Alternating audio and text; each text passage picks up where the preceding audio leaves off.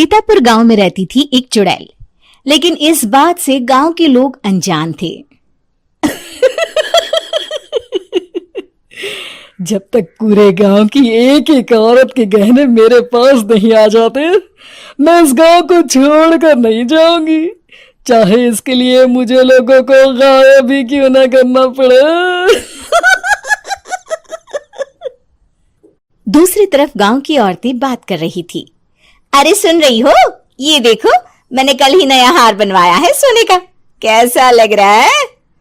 बहुत ही अच्छा है ना, पहले तुम पहनो, फिर शादी में अपनी होने वाली बहू को दे देना। और क्या, सोने चांदी का यही तो फायदा है, जितना पुराना उतना महंगा। लेकिन एक एक पैसा बचाकर ये लेना सच में बहुत मुश्किल हो रहा था मेरे लिए। तभी वहां पहली का पति आ जाता है। गांव में एक औरत के घर के सोने के सारे गहने चोरी हो गए। लोग बातें बना रहे कि गांव में कोई चोर घुस आया है जो घर की कोई चीज को हाथ नहीं लगाता, पर सिर्फ सोने के गहनों को ही चुराता है। अब तुम ना अपने ये गहने संभाल कर रखना। हे भगवान, ये क्या बोल रहे हैं? ये तो वही बात हो गई कि गांव बसा नहीं और लुटेरे पहले आ गए। दूसरी तरफ गांव के ही एक घर में रंजना रहती थी। उसके पति का गांव में चाउमीन का ठेला था। एक दिन उसके घर में एक औरत आती है। अरे रंजना, तू गांव में नहीं है तो सोचा तुम्हें बता दूं। गांव में बात चल रही है कि गांव में एक चोर घुस आया है जो घरों के सोने के गहने चुरा लेता है। अरे मैं तो सिर्फ ये कान की छोटी सी बाली ही सोने की पहनती हूँ, बाकी गहने तो मैंने गांव के बैंक में लाकर रखे हैं। ये क्या होता है? ना बाबा ना, हमारे गांव की औरतें तो गहने अपने पास ही रखती है। जब कहीं जाना हो तो बस अलमारी से गहने निकालो और पहन लो। दूसरी तरफ एक औरत हाथ में टोटके वाली छोटी सी गुड़िया लेकर घर में चली आती है। अरे कोई है? घर की औरत है क्या? क्या है ये गुड़िया? ये कोई ऐसी वैसी गुड़िया नहीं है, ये जादुई गुड़िया है। इसको घर की अलमारी में रखना। अगर तुम्हारे घर पर किसी की बुरी नजर होगी तो रात भर में ये पतली सी गुड़िया मोटी हो जाएगी। मैं कल आकर ये गुड़िया ले जाऊंगी और तुम्हारे घर की सारी बुरी नजर छूट जाएगी, समझी? अरे वाह, ये तो बहुत कमाल की गुड़िया है, दे दो। कितने की है एक? अरे नहीं नहीं नहीं, ये फ्री की है। मेरा काम इस पूरे गांव को बुरी नजर से दूर रखने का है। हाँ। भली औरत उसके हाथ से वो गुड़िया लेकर अलमारी में रख देती है। लेकिन अगली सुबह जब वो उस गुड़िया को देखती है तो पतली सी गुड़िया मोटी हो चुकी होती है। हे भगवान, ये क्या? किसने मेरे घर को बुरी नजर से बांध रखा था? तभी वो गुड़िया वाली भी आ जाती है। मैंने कहा था ना, घर पर बहुत ज्यादा बुरी नजर है, लाओ ये गुड़िया मुझे दे दो। औरत वो गुड़िया उठाकर उसे दे देती है। गुड़िया हाथ में आते ही वो औरत उसे लेकर सीधे गांव के बाहर की खाली हवेली में चली जाती है और साधारण औरत से चुड़ैल बन जाती है। अरे पगली, गांव वाली इस गुड़िया के पेट में तेरे घर के सारे गहने हैं। इतना बोलकर वो गुड़िया को फाड़ देती है और सारे गहने निकाल लेती है। वहीं दूसरी तरफ, हे भगवान, मेरे घर के सारे गहने चोरी हो गए। उस औरत के घर के आसपास लोगों का जमावड़ा हो जाता है और लोग बातें करने लगते हैं। लो जी, ये भी घर गया। पता नहीं कौन चोर है जो इतनी होशियारी से गहने चुरा लेता है। कुछ समझ में नहीं आ रहा कि कौन है। लोग तो घर से कहीं जाते भी नहीं है, न ताला लगे न घर खाली हो, फिर भी रातों रात गहने चोरी हो जाते हैं।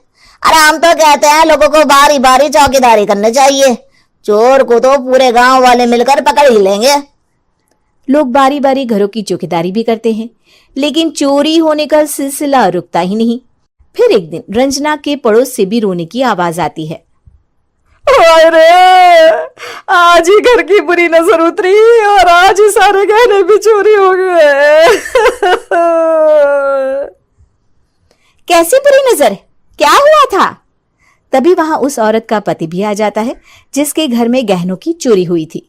हाँ, मेरी बीवी ने भी किसी गुड़िया को घर में बुरी नजर उतारने के लिए रखा था, लेकिन अगले दिन गहने चोरी हो गए।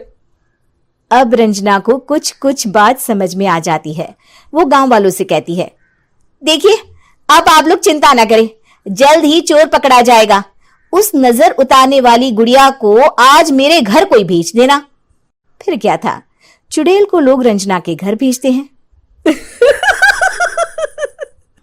पहली बार देखा है कोई खुद लुटने को तैयार बैठा है।